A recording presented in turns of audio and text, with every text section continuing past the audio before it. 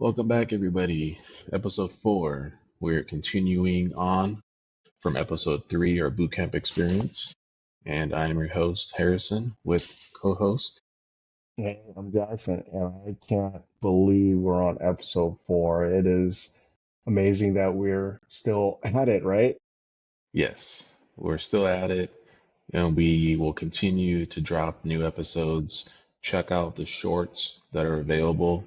We're always uploading new content and always looking for our viewers to tune in and chime in with their ideas and chats and experiences as well. So we try to keep this interactive with our episodes. Yeah, definitely. And I think a good reminder for our audience is, I guess, our mission, right? Yes, let's talk about our mission here. So what we want to do with this channel, Original Veterans, is to engage with the veteran community by creating an open outlet for discussion and shared experiences and fellowship. And what that would do is strengthen bonds that enhances mental health and overall well-being. So that's a big part of it, right? Mental health as veterans and well-being. So that's a big part of what we're doing. Yeah, no, totally agree, man. I feel like these past 4 episodes definitely strengthen our bond as not only friends, but as service members, right? Because we have shared experiences and we want to have a safe space to just talk about it, right? Yeah, it's a good point. And just to recap on who we are, Jackson and I are longtime friends back from early elementary, high school years, and we both joined the service, the Army in particular for us, around the same time, around 2003, 2005.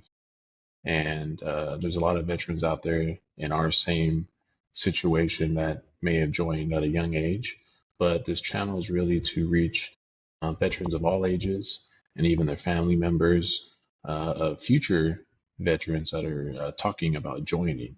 So we believe these episodes offers a lot of information as we go through a journey. So the channel is kind of set up in a way where episode 1 is an introduction and episode 2 and 3 kind of takes you through the veteran path of becoming a soldier and the standards and fitness expectations, and we'll cover that too because Jackson, like you brought up earlier, the news conference that was all over the airwaves with the top brass and the Secretary of War and standards and fitness. So we'll cover that as part of this episode. Yeah, yeah. And I think it was a big statement from the Secretary of War, um, not only reminding the generals, but reminding you got to remember this is live streamed, right? So he was not just talking to the generals, he was talking to basically all of the active duty service members, veterans like myself. I watched it. And people that are don't even have any affiliation with the military, they have an opinion on it as well. And his It's a message good got point. across, you know. Hmm. And it's a good point, and we don't want to get too political on this channel where, we like to stay neutral, but we also want to talk about current news and changes with the military and as well as the veteran affairs benefits that change. And that's always an important fact of being a veteran is your benefits and any programs that can help a veteran. So we'll also be discussing that as well. So I guess, hey, if you haven't watched any of our episodes or our last episode, because we're going to be talking about what's um, the continuation of it. Well, here's a little clip of what we talked about on our last episode.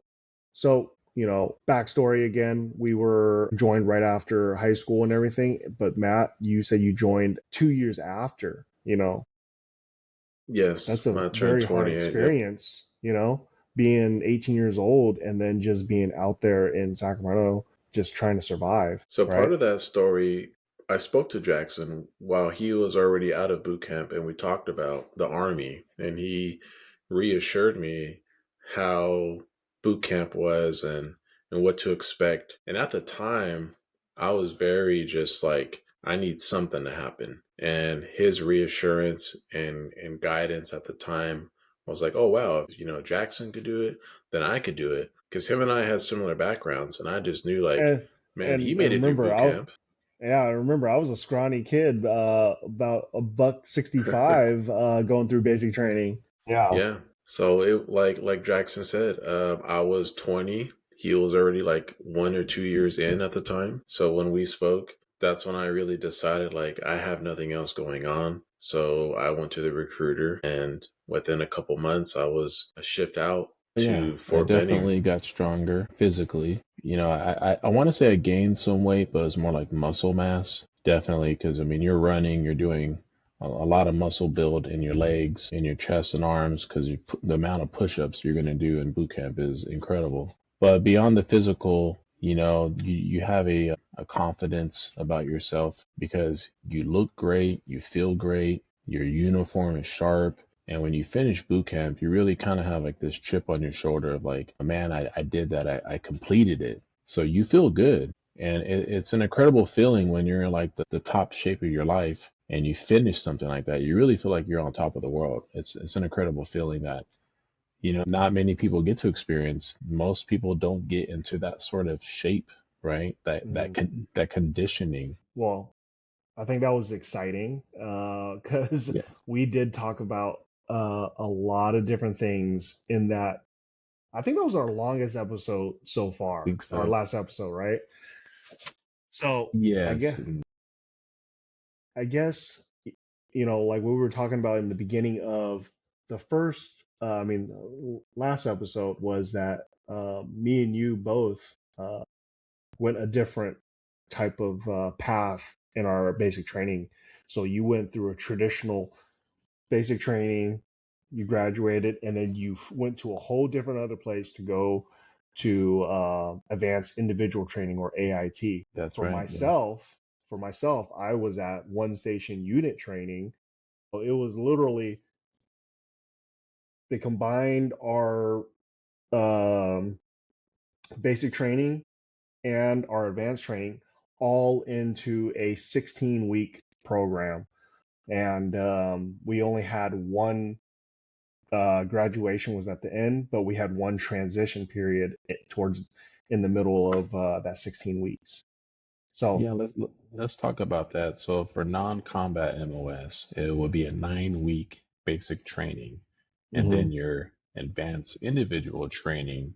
The time frame for that depends on your actual MOS. And for Signal, it was uh, I don't know, 16 more weeks or something. It was I thought it was um, longer. I thought it was almost 6 months. it's been so long, it felt like 6 months, but it I do remember it's like 675 hours, like the training program. Like that's how many hours it was. But yeah, around 20 months or so, I believe. And that depends on your MOS, right? So there's different classifications of non-combat, right? There's so many fields, right? There's so many selections you could choose. So for me, it was Signal, and for Jackson, he had the additional, what was it called, one station unit Yep, or yep, one station unit training, OSET. Okay, and those are mainly for reserved for combat MOSs, all of the 11 series, the 19 series, 13 series, a lot of the majority of the combat MOSs have one station unit training all in one place. Yeah, well, So, let's talk about that. We'll talk about both of our experiences, but let's talk about you first. So you complete boot camp. There's no graduation, right? Because you just continue. Is that how it so, goes? so how it worked is we have in basic training, it's still going on now, but we have a red, traditional basic training has a red, white, and blue phase, right? So in OSET, you have a red, white, blue, black and gold phase, right? So how it works is for red, white, and once you're in blue phase, you knew that that was the end of it and you're about to graduate, right? Okay. For us, going into blue phase, it meant it was just instead of doing basic training, basic uh, soldiering tasks, went to our individual MOS training. So after week 9 of our uh, OSET training, um, we did a 3-day. Actually, it was like they call it Family Day, right? Um, and it was just you met with family. They came in, signed you out, and you got a weekend pass. And for me, my family did not come, but one of my battle buddies at the time, their family sponsored me. So they took Cool. me out of the town into Louisville and Louisville, Kentucky.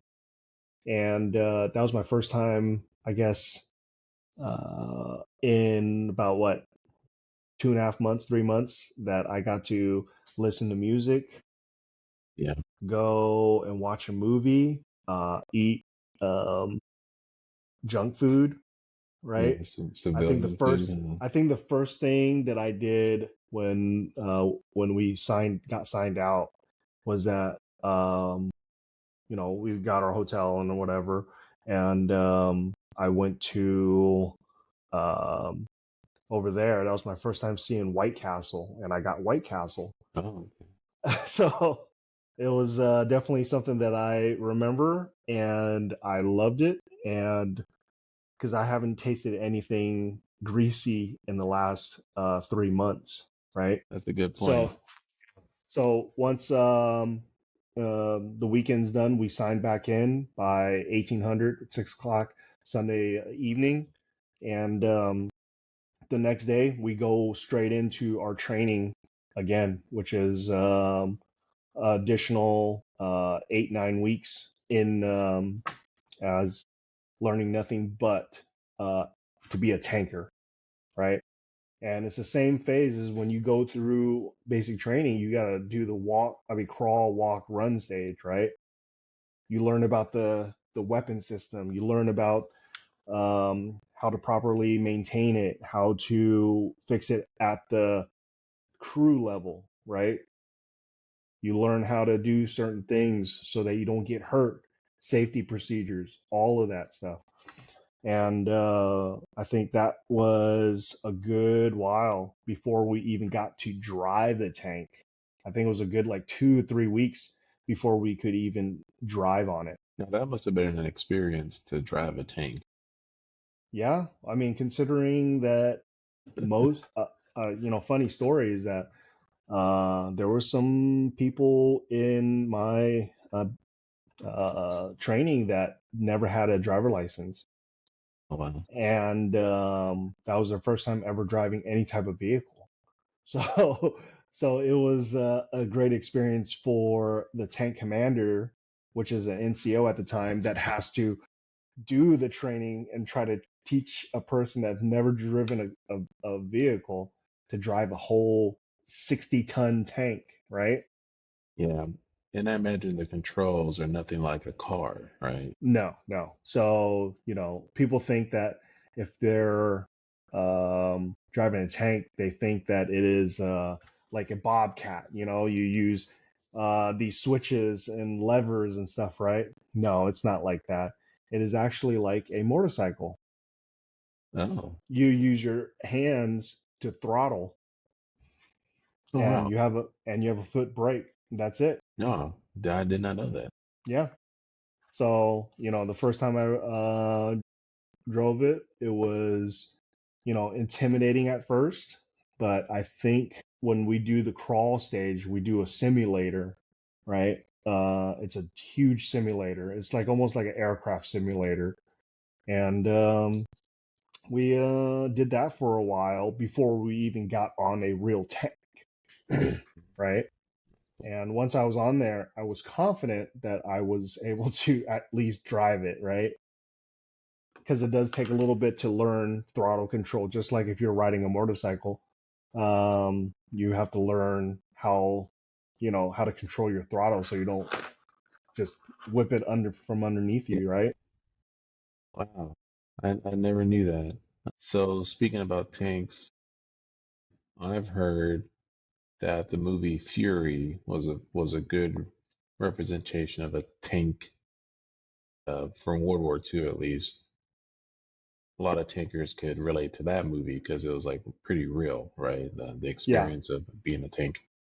I'm very glad that you say that is because that whole crew, with Brad Pitt, with um I forgot his name, something Pina, and then Shia LaBeouf. I Yeah, don't know, yeah. but that whole crew spent a whole week in the box at NTC with a tank crew. So Oh, they live the tanker's lifestyle at NTC and how they speak, how they talk, and what is a tank commander's role was, what a loader role was. So um, we like it because they took that, to the big screen. yeah, that was pretty cool. Yeah, but I guess once we're done with that and we graduate and we actually shoot a round. Mhm. Um, so let me demonstrate. All right, those of you guys watching, this is not a real round, okay? But I got to 3D print this, and this is a life-size one for one uh, model of a round that we shoot out of the main gun, okay? Oh, So this part right here is the main uh, projectile right here, and this is the casing that is basically all cardboard. All right, this comes out. That is the projectile that shoots out of the main gun. oh, wow. But you see how for me it's only like 5 pounds because it's just Yeah, plastic, right? But yeah. once it's filled, this thing is about 55 pounds. Okay. Oh, okay. And then this is just the lightest round of everything else. Everything else could be up to 75 pounds. Dang. So And how many of those would a tank hold? Like 50, 100? uh, it can hold a lot. I'm not going to say it on here, but it can hold a lot. All right. So you got to remember is that with a crew of four, it can sustain superior firepower for extended amount of time. And each round that we have really does count. We're not just going to shoot a round just to shoot. It's not like, Yeah. for us, if we're in a firefight with a M4 or something like that, we'll just go ahead and start laying waste. But this, every round that we shoot, it means something. It has to count. Okay. No, that's pretty badass. And so you get through the initial training, and you said, is it gold phase? That's the final training? hmm So So that's you're usually, driving a tank and shooting at that point.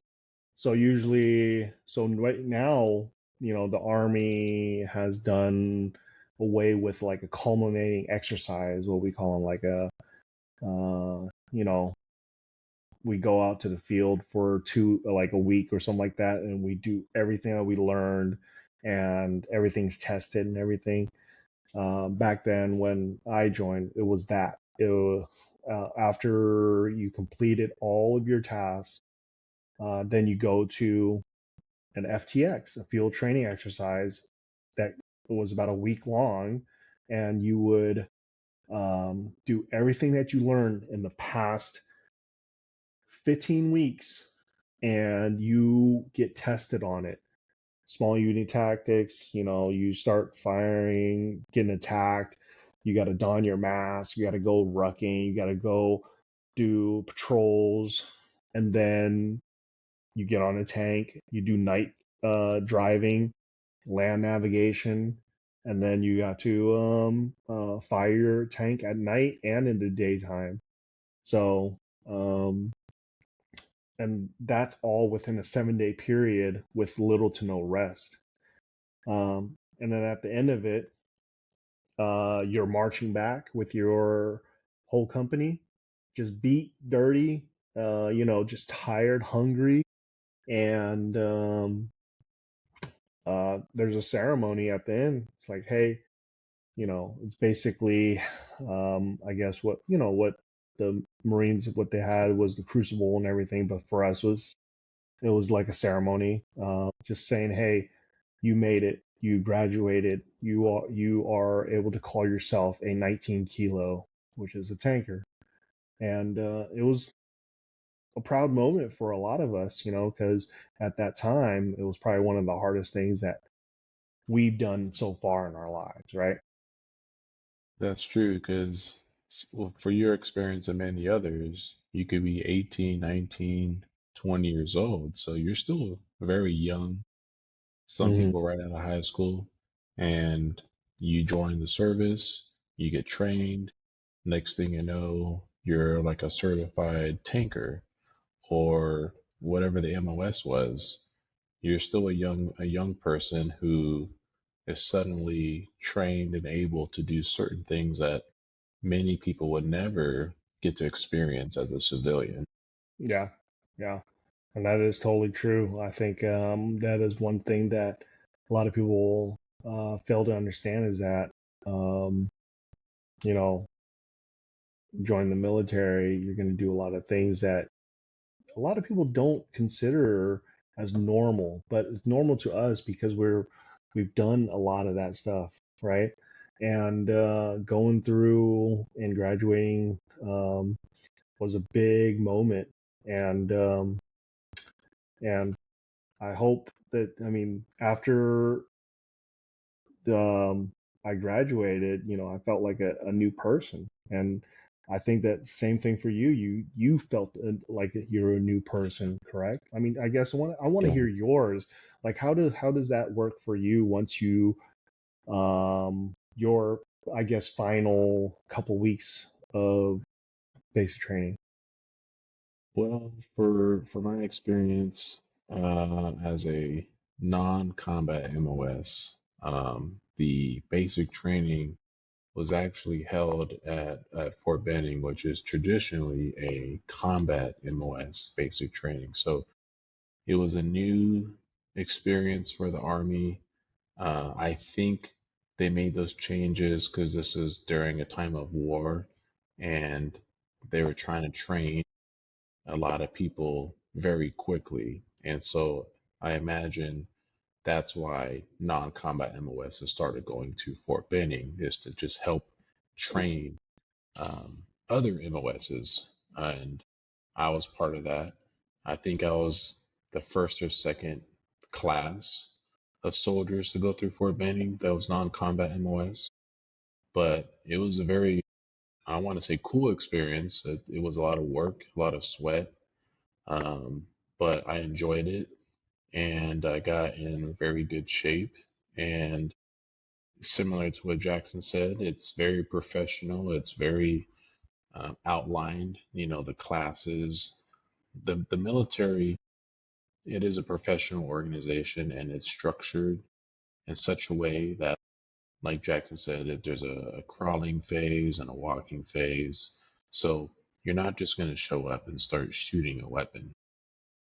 You have to first start training physically and mentally and go through a classroom setting in between, ruck marches or PT, understanding what a weapon is, how to take it apart, put it back together, all these strategies of how to, fight like a soldier, right? Because in basic training, you're training to be a soldier first.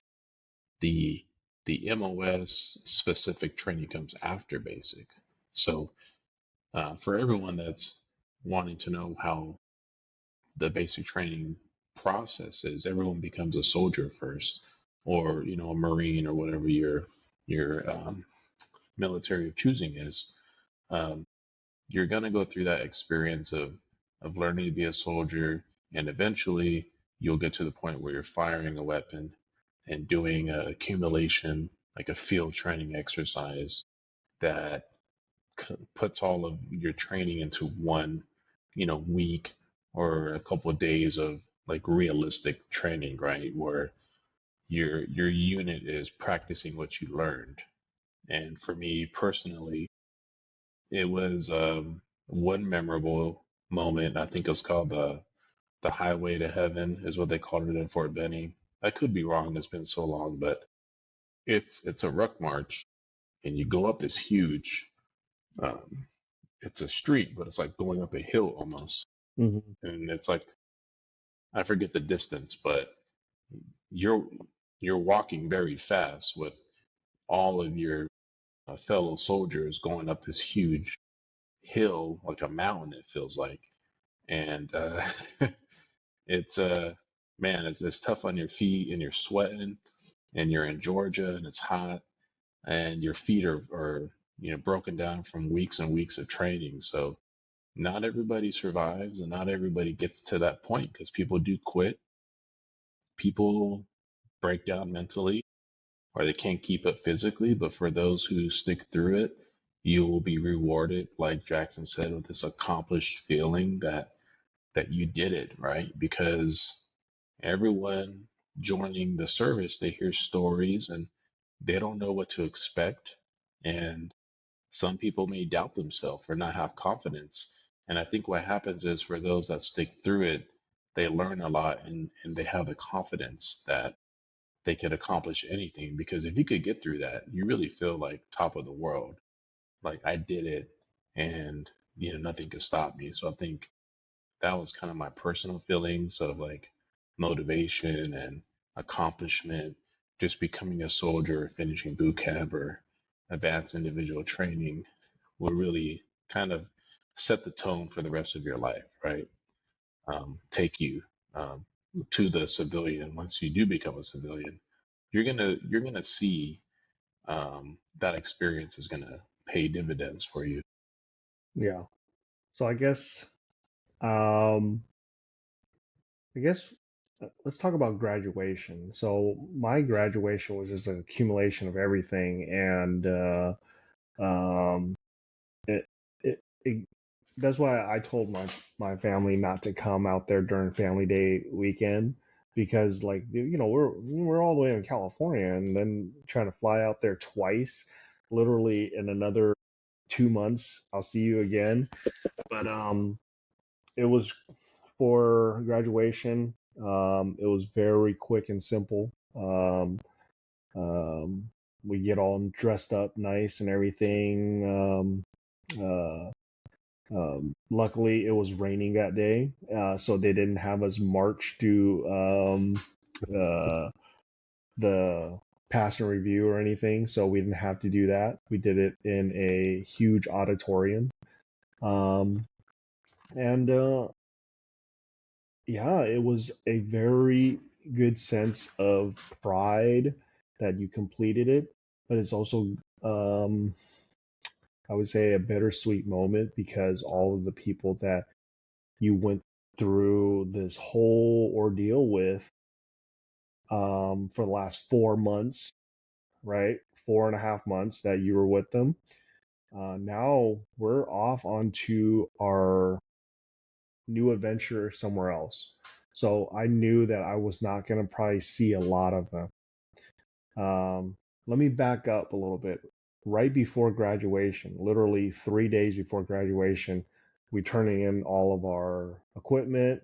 We're washing up all of our equipment to make sure it's turned in all tidy and everything. Just basically clean up all of our area, our bay. Again, it's not very much because we're cleaning every day anyways, Yeah. right? But Yeah. basically, that's what we're doing for the last 3 days before graduation. But we find out exactly where we're going. You know, our drill Yeah. sergeant sat us in a huge bay and start reading off. You know, you know, Johnson, Riley, you know, Jackson, Fort Stewart, blah blah blah. And at the end of it, um, you know, for us as privates, we didn't know what the heck that was, right? But what he was naming was all the FORSCOM units. So if you don't know what FORSCOM is Forces Command, basically the largest combat command group um, uh, in the army that always deploys. I think out of 80 of us in our company, um, no, our company had a lot more. Our company had like over 150 of us. Um, I would say about 90% of us got sent to Fort Hood, Fort Stewart, um, Fort Riley, Kansas, and Korea. So those, as a tanker, those are only main places that we can really go to at the time. And some of them went to Germany. So it was a bittersweet time when we finally, you know, graduated because we knew that some of them we'll probably never see again. You know, because we don't have social media, we don't have Mhm. really any cell phones or anything. Yeah, that's So a good point. From when we were so in, yeah, phones and social media was not what it is today. now, and is it even harder for me now to um I guess, search for some of the people that I went to basic training with. It's so hard to try to find them on social media because you know what? All I know is their last names because we never call each other by the first name, so I don't even know. And you know, there's so many Joneses, there's so many Johnsons, there's so many Smiths, right? So it's hard to locate some of them. And I think it's pretty cool because I'm thinking about the people I started boot camp with and then continued to AIT with and graduated, and then got assigned to my duty station with the same people. And for me, there was a couple people that I maintained from the very beginning of my Army career in boot camp. Um, I was with them through my first tour in Afghanistan and then my second tour in Iraq. And, that's when I transitioned out, like many people did, but some stayed in. So it's really cool when you start new with somebody and you're just with them the entire, your career or going through different tours. So you really have these bonds and, stories and experiences. And like you said, it's hard to find people sometimes, but I personally have a couple like on Facebook that we follow and I see them, we say hi once in a while, but that I think that's something unique to the military service that most people, you might have friends from high school or, school, but it's nothing like going through boot camp in your military service with those people, and Mm. I think that's kind of cool. Yeah, yeah, and I thank, you know, social media for connecting with me with some of the people that I serve with. Actually, a majority of them, I try to, you know, stay connected with them via social media, and because you know, it genuinely, I care for each and every one of the people that I've served with because every single one of them made an impact in my life and in my career. Right. So I guess, you know, I guess I didn't have to prepare very much because it just literally, you know, it was something that we just transitioned so quickly for, and I had the same exact people that I was with, same drill sergeant and everything. So we already knew. what to prepare for, right? Yeah. So I guess tell me, how did you prepare transitioning from basic training and when you got to your advanced individual training? Yeah, so that's a good question. When you're done with boot camp, you're excited because part of it is, in Fort Benning at least, it was an all male environment. So, and that's tradition, right? Because Benning is traditionally a infantry training. But even though we were not infantry, our training unit was still all males. So going to AIT, you're going to um, can have training with females. You're co-ed. So part of that was exciting because again, you're young and it's a new environment, and AIT is kind of like a college experience. Okay. For someone like me who did not go to college at a young age, it sounded very cool to graduate boot camp and then go to AIT, and all of a sudden it's like it's more relaxed and it's So you didn't have to prepare very much because you were already, I guess, used to that discipline coming out of basic training, right? And then trying to yeah, maintain that standard, right? just maintaining it. The training is not as rigorous because it's a classroom setting. You still had PT, but it was nothing like boot camp. So you're thinking, I just got to So, study and show up to class. so did you have any idea that was going to be like that when you went to your AIT? Well, you hear stories and people tell you they have a brother or a cousin who did it or a friend that they know. So you kind of hear stories. Um, but preparing is just more of like, there's always some anxiety because you finish your boot camp and then, you got to get on the bus and you got to go to this other place. So you don't know what to expect at first. You don't know if they're gonna, yell at you when you get off the bus like they did in boot camp. But but but you're told it's like college basically. That's kind of what you're told, and it's more slowed down. And so there wasn't much preparation. It was really more just kind of showing up and learning the new process, right? Because it's like school. You have a schedule. So, did And you have a drill sergeant or did you have a platoon sergeant? there were drill sergeants, but they were not like boot camp drill sergeants. They were still there, but they weren't really controlling or yelling at you. They're just kind of making sure, there's formation and stuff, but you had to report really just to your class. Hmm. And after class, AIT had different phases, like phase one, two, and three. I forget they might have been colors, but there were phases. And the first phase is really controlled and strict to where all you can do is PT, your barracks, and school. And that was like 4 weeks or 2 months or something.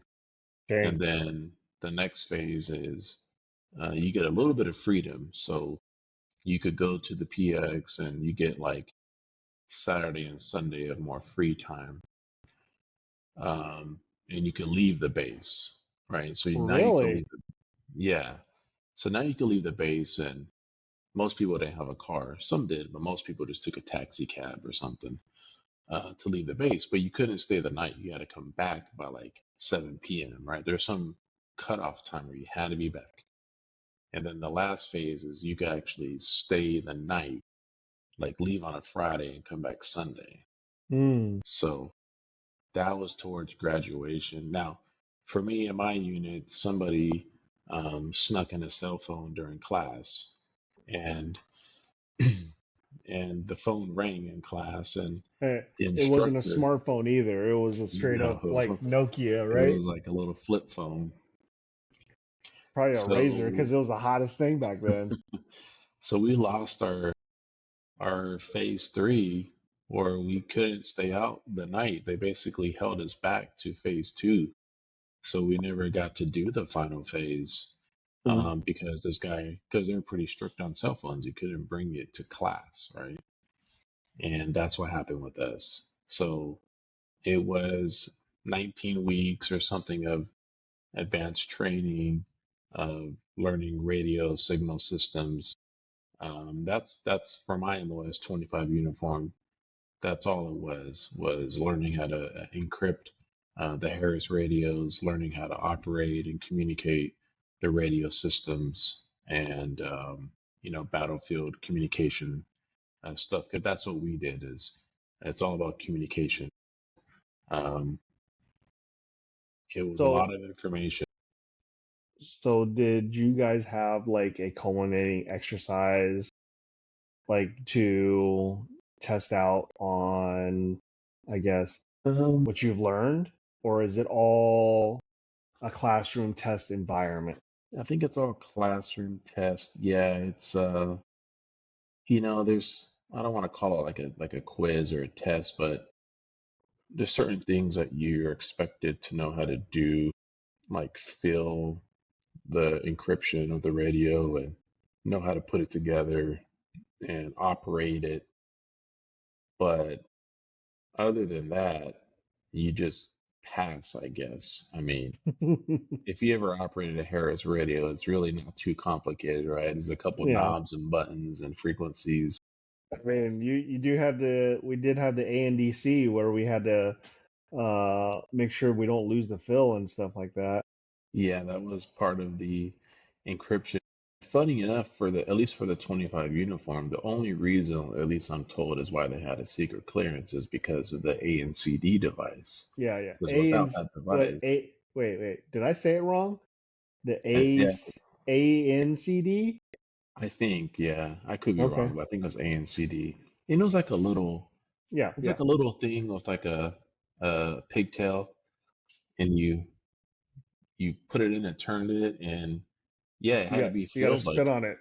yeah, you had to spit on it Yeah. sometimes, and you had to fill your radio at least once a week, at least in the battlefield environment. So every week you had to go to your S1 shop or whatever the name of the shop was, your command, and they'd Hmm. fill it for you.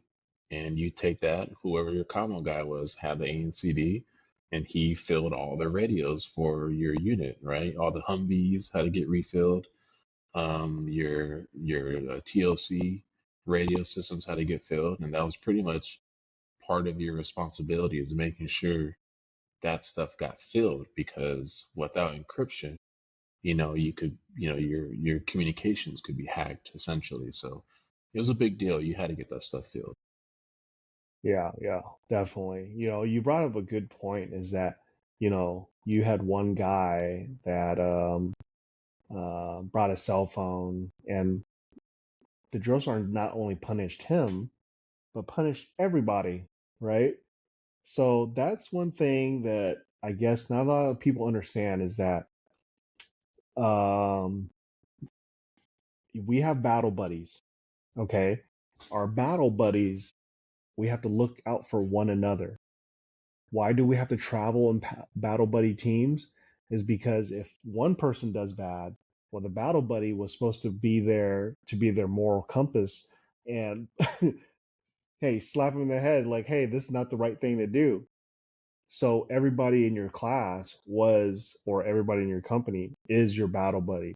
So if you're not looking out for him, then then why do we even have? I understand the concept, but I hated mass punishment. Yeah. And that's how they operate. I imagine they still operate that way, but at least going through basic training, I got smoked a lot. We all got smoked a lot because of a couple special characters just could not conform or did not do the right thing. So be prepared for boot camp. And if you see someone that needs some assistance, try to coach them up or explain to them what they're doing wrong because you will all get punished for this one individual's mistakes. Yes, And that is why you have to look out for your battle buddy. And that's why you have to understand is that, if two people mess up, then you guys need to switch battle buddies or something. And you know what? The drill sergeants are very creative. They will find the weirdest things for you to do, and it doesn't sound difficult until you do it 1,000 times and you realize I hate the flipping the rocks over or Oh yeah. raking leaves, and it's So okay, that brings up a good point. Um what we were talking about earlier is that with the Secretary of War, is bringing back let drill sergeants be drill sergeants again. You know, as somebody that's not, well, as somebody, both of us hasn't been in basic training for well over 20 years. You know, what does that sound like to you? Is that the right move, or do you think that this is the wrong move? well, I I'm not familiar with the current basic training Mm-hmm. environment, but I do imagine from what I've heard it changed. And I think it's changed. It's been evolving for a long time, right? So the people and people that are watching could chime in if they went through basic training like in 1990 or the 80s. I think they would say their drill sergeants were much more harder on the boots, right? So for us, I feel like we were kind of like in the middle where our experience with drill sergeants was not as tough as maybe someone in the 80s, but they were starting to scale back how aggressive and grabbing people, right? I didn't experience people getting punched in the face or anything by a drill sergeant. I didn't see that.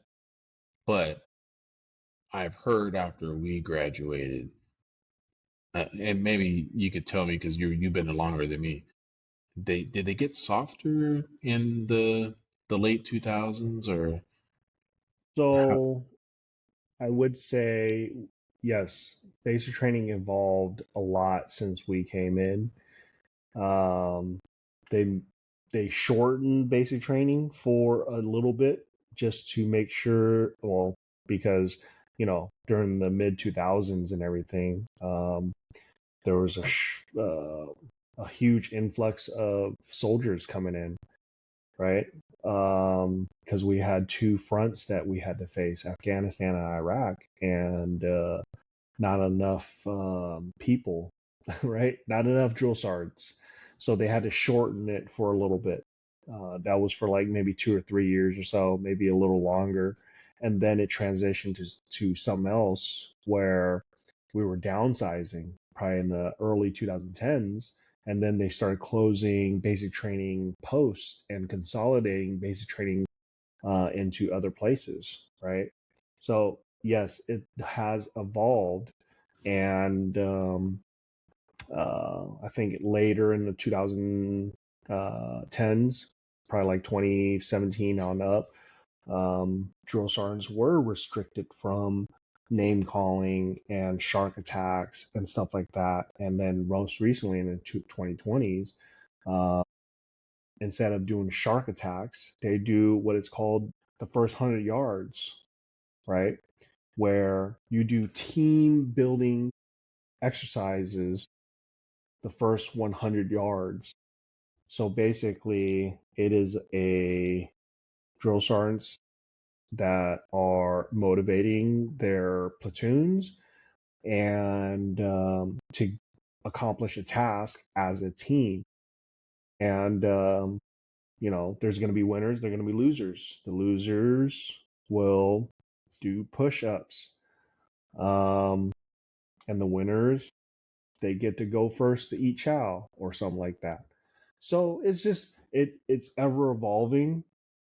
Um, do I believe that having strong language changes a perception of a whole generation? I don't know.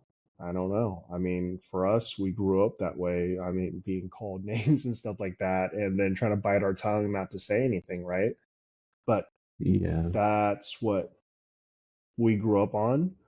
I know a lot of, I guess, veterans and everything, we drop the F bomb like it's nobody's business, and yeah. it's I second would love nature to to hear. us.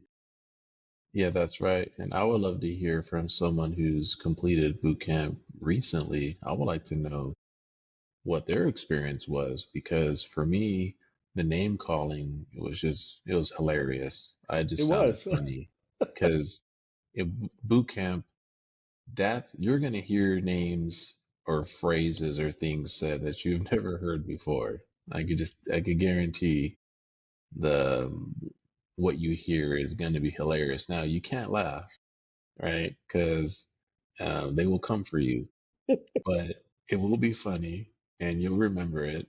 And some people will get a nickname and some people will be called something and it'll stick with them. And I always found it hilarious. Now, um, I personally don't see anything wrong with the name calling. I think part of the boot camp experience, it is a stressful environment, and part of boot camp is to break you down physically and emotionally because they're going to build you back up. And some people, they can't cut it physically, which is understandable, but there's also the emotional side, right? Hmm. Because if you're in the battlefield, is you could be physically strong, but mentally, can you handle the stress? And that's when it's difficult to depend on a battle buddy because some people could break down from the stress and fail at their job, which, you're depending on people. Your life Yeah. is depending on people. No matter what your MOS is, if you're someone like me who did communications, you might think you'll be safe because I'm in communications. But the reality is, you might be attached to a frontline unit, and there's different MOSs where they'll attach you to somewhere. So it's just something you have to be prepared for. And I think the boot camp experience, the drill sergeants having the ability to kind of be a little bit more direct or the language, I think is necessary. Now, do I think they need to start punching people? I don't think they have to do that. Yeah, I don't Um, I don't think it's ever gonna get to that level again. I know that I had some first sergeants, when I was first coming in, they were already like, they came in back in the mid 80s and stuff like that, right? And they're telling me about their stories, and I'm like, man, you know, I don't think that's right. I really don't think so.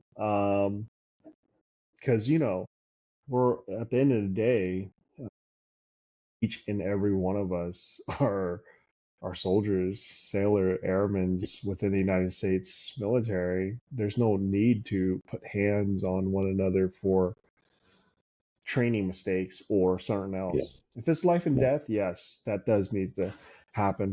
Like at the You know, firing range or yeah, something. yeah, Yeah. yeah, yeah, yeah. But I don't believe that that's ever gonna happen again. The name calling, maybe, the harsh language, maybe, no problem with it. But again, every generation is gonna go through their own personal hardships through basic training. Yeah.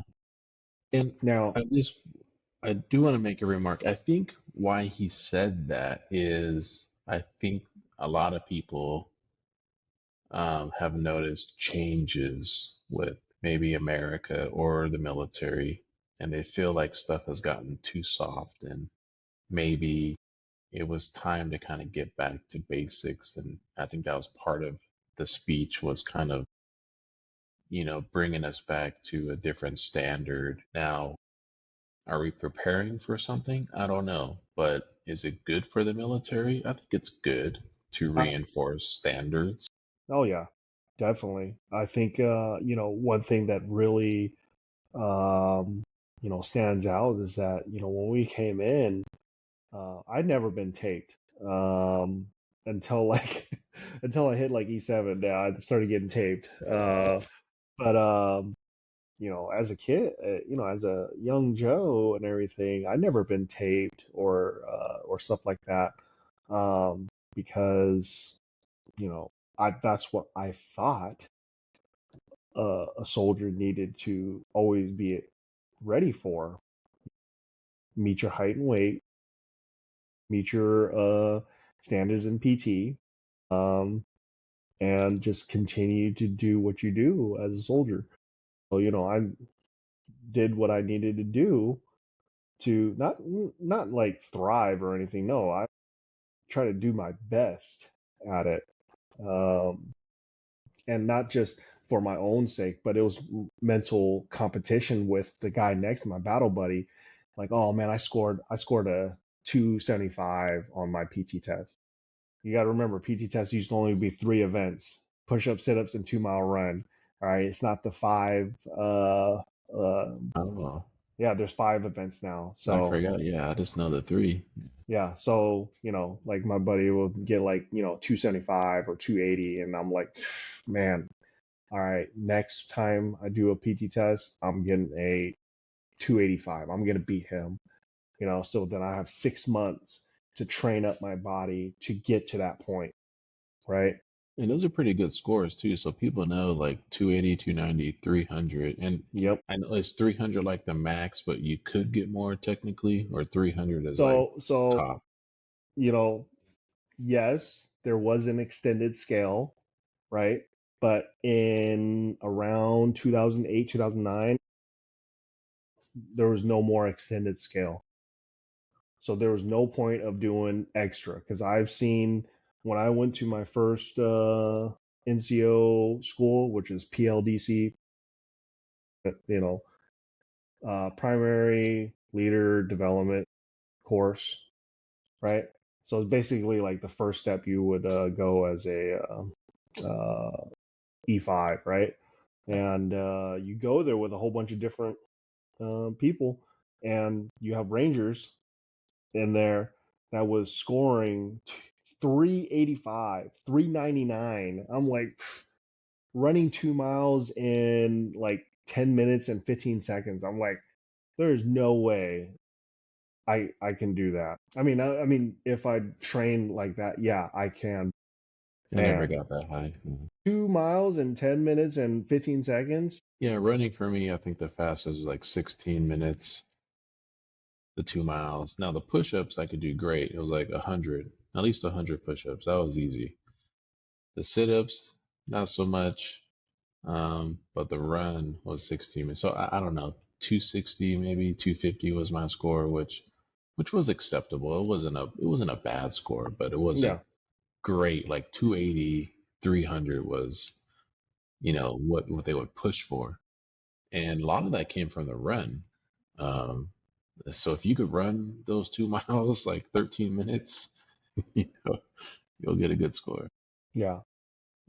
I think a good thing for us to just, you know, think about is, we went through all of that, basic training AIT uh, experience, and I think our next episode is going to be a good one, because this is where I think we got to explore ourselves as a not an individual, but just explore to see what the army was all about.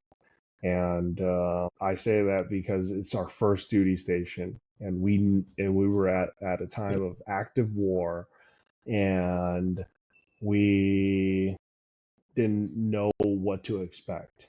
And I think that is a great thing. Uh, and this is my final question to you.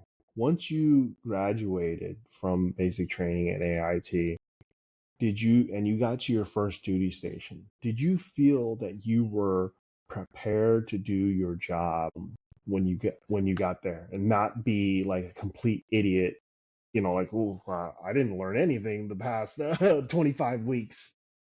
Yeah. No, I feel like I could. Um, I felt ready, and I just knew that when I signed up, I wanted to go overseas. I wanted to feel like a soldier. I felt like I would not be a soldier unless I actually went to combat. And when I got to Fort Drum, New York, um, within a month, I met with our first sergeant, and she told us, "Hey, we're getting ready to go out to Afghanistan. Are you ready?" Right? So I was pretty fresh to the unit, maybe like a month, maybe. And she just asked me one on one if I was ready, and I said, "Yeah, that's what I'm here for. Um, what I want to do, I want to get that experience." And a month later, I was, on a plane headed to Afghanistan. And I think I was 20, I think I was just about to be 21. So within a year, less than a year of signing the contract and shipping out, within that year, I was already in Afghanistan. It might have been like 9 months or 10 months. I Yeah, was on my first tour.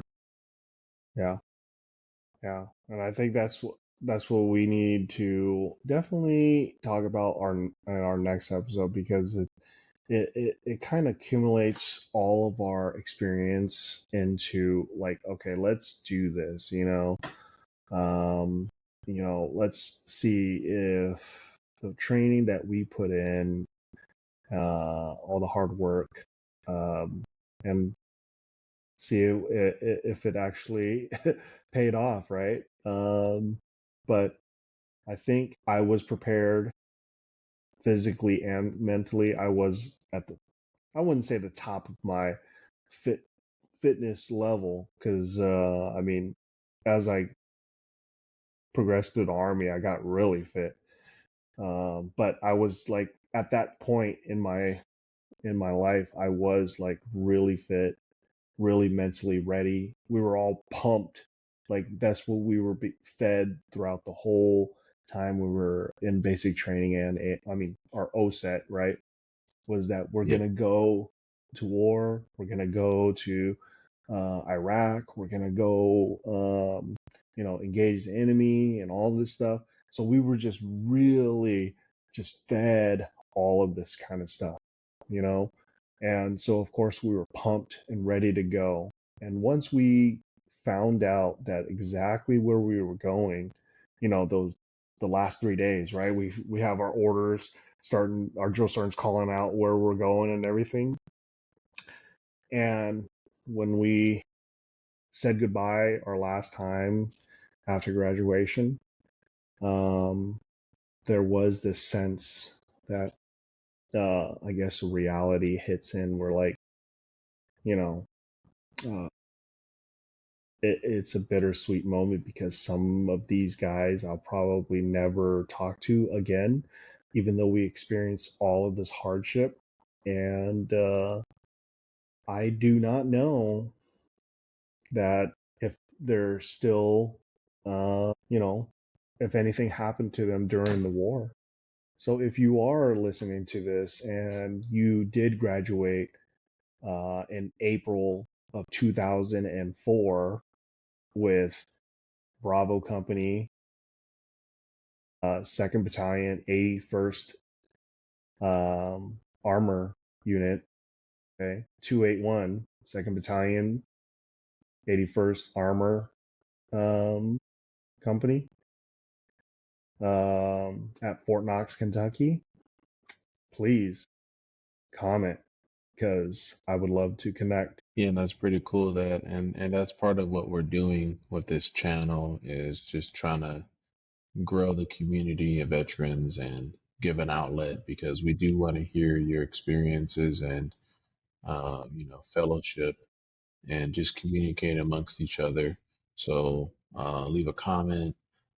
Feel free to ask questions.